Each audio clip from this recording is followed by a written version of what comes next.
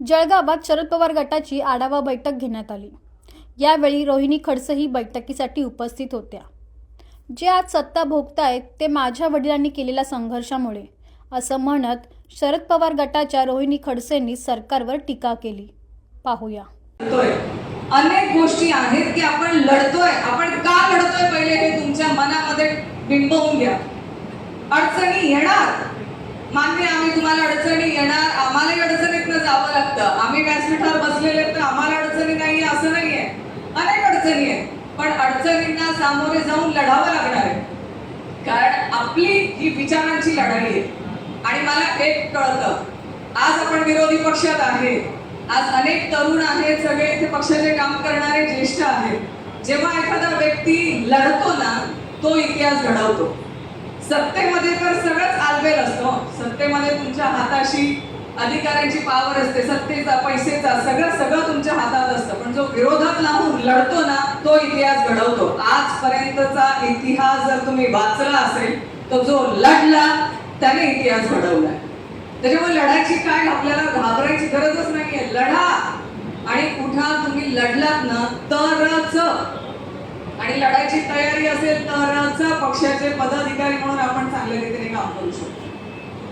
अनेक गोष्टी आपल्याला आजही सांगता येतील। तुम्ही सगळ्यांनी सांगितलं की आम्हाला काही अडचणी आहेत, नक्की व्यक्त करा, पण मी तुम्हाला सगळ्यांना माहिती, मी ज्या आधीच्या पक्षात इथे आली आहे त्या पक्षाची परिस्थिती काय होती, आधी 20 वर्ष आधी, 15 वर्ष आधी, तुम्ही त्या पक्षाची परिस्थिती जरा अवलोकन करून किंवा त्या इतिहासात जाऊन प्रयत्न करा। काही नव्हतं, आम्ही त्या पक्षाच्या संघर्षाच्या काळात आम्ही स्वतः होतो।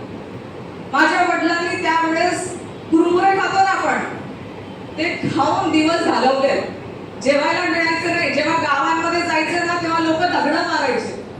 अशा परिस्थितीत संघर्ष करत करत पक्ष वाढवला आणि संघर्ष करत करत आज जी सत्ता ती लोक उपभोगतायत ना, हे अशा अनेक त्या काळच्या त्या पक्षातल्या नेत्यांनी केलेल्या संघर्षाचं फलित आहे। आपल्याकडे तर सगळंच आहे, आपण सत्तेत अनेक वर्ष राहिलेलो पक्षातली लोक आहेत, त्याच्यामुळे आपल्याला संघर्ष करणं, गावागावात जायचे, लोकांचे प्रश्न मांडायचे, अनेक प्रश्न आहेत की आज महिला सुरक्षित आहेत का। ज्या माता भगिनींना यांनी सांगितलं तुम्ही आमच्या लाडक्या बहिणी आहेत असं म्हणून त्यांनी मतं घेतली, आज त्यांच्या इज्जतीचे वाभाडे निघतायत, त्यांना मारलं जात आहे, पण यांच्यामधलं कुणी बोलत नाही। आणि आपल्यासारखे बोलायला लागले तर म्हणतात राजकारण करू नका। हे राजकारण करतोय जेव्हा आम्ही न्याय मागतोय की तुम्ही आमच्या माता भगिनींना का संरक्षण देऊ शकत नाहीये, तेव्हा हे राजकारण झालं। आम्ही आपलं महाविकास आघाडीचं सरकार होतं तेव्हा आपण शक्ती कायदा आणला होता, त्या शक्ती कायद्यामध्ये त्या आरोपीला शिक्षा ही त्या शक्ती कायद्यामध्ये। आज का शक्ती कायदा हा अडगडीत पडला याचं उत्तर सरकारमधल्या लोकांनी देणं गरजेचं आहे। जर आज ही शिक्षा जर जाहीर झाली तर मला सांगा कुठल्या व्यक्तीची हिंमत होईल माझ्या माता बहिणीच्या अंगावरती हात टाकायची, नाही होणार। आज कठोर कायदे नाहीयेत म्हणून या लोकांना फावतंय। आणा ना शक्ती कायदा, शक्ती कायदा आणायला यांना भीती कसली वाटते। तुम्ही कठोर कायदे करा, द्या ना एखादा नराधमाला चौकामध्ये, मी म्हणते एकाची नंतर हिंमत होणार नाही तर माझ्या माता भगिनींना हात लावायची, पण नाही करणार, तुम्ही कायद्याच्या मागे लपतात।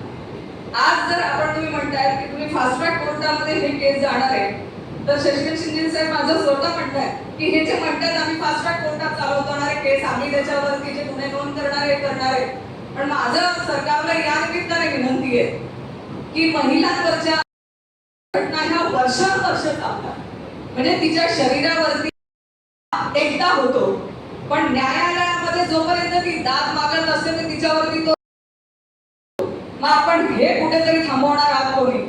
आपल्यासाठी माता भगिनींसाठी एक स्वतंत्र न्यायालय सरकार का मागणी करू शकत नाही, ज्याच्यामध्ये फक्त महिलांच्या केसेस वरतीच तिथे केसेस चालवल्या जातील। एक स्वतंत्र न्यायालय उभं करू शकतं ना सरकार, मोठी फार मोठं त्याला काही अडचण आहे असं वाटत नाही मला। सरकारने ती एक स्वतंत्र न्याय व्यवस्था फक्त महिलांच्या गुन्ह्यांसंदर्भामध्ये सोडवण्यासाठी एक स्वतंत्र न्यायालय सरकार उभं करू शकते, त्यासाठी प्रयत्न करू शकते। जर त्यांना खरंच महिलांना संरक्षण द्यायचं असेल आणि त्यांना न्याय मिळवून द्यायचा असेल तर आज शाळांमध्ये जर आपण ह्या शिक्षणाच्या संदर्भामध्ये मार्गदर्शन केलं तर भरपूर काही फरक पडू शकतो।